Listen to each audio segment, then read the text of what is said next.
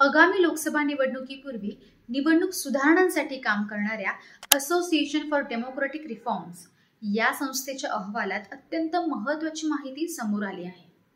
एडीआरच्या अहवालानुसार 514 लोकसभा खासदारांपैकी 225 म्हणजे 44% खासदारांनी त्यांच्या निवडणूक शपथपत्रात स्वतःवर फौजदारी गुन्हे दाखल आहेत। एडीआर अहवालानुसार 29% खासदारांवर फौजदारी गुन्हे दाखल आहेत, ज्यात खुनाचा प्रयत्न, जातीय तेढ वाढवणे, अपहरण आणि महिलांविरोधातील गुन्ह्यासह गंभीर गुन्हे दाखल आहेत।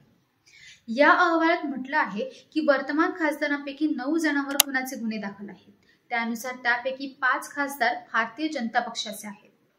अहवालानुसार 28 खासदारांनी त्यांच्या निवडणूक प्रतिज्ञापत्रात जाहीर केलं आहे की त्यांच्या विरोधात खुनाच्या प्रयत्नाशी संबंधित गुन्हे दाखल आहेत। त्यापैकी 21 खासदार भाजपचे आहेत। अहवालात म्हटलं आहे की 16 खासदारांवर महिला विरुद्धच्या गुन्ह्यांशी संबंधित आरोप आहेत। त्यापैकी 3 जणांवर बलात्काराच्या आरोपाचा समावेश आहे।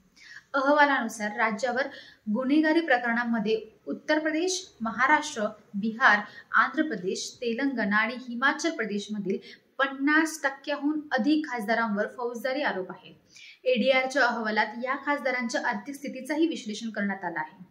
अहवालानुसार प्रमुख राजकीय पक्षांमध्ये भाजप आणि काँग्रेसचे सर्वाधिक खासदार अब्जाधीश आहेत। एडीआरच्या अहवालानुसार काँग्रेसचे नकुल नाथ, डी.के. सुरेश आणि अपक्ष खासदार के. रघुराम कृष्णराज यांच्याकडे सर्वाधिक संपत्ती आहे।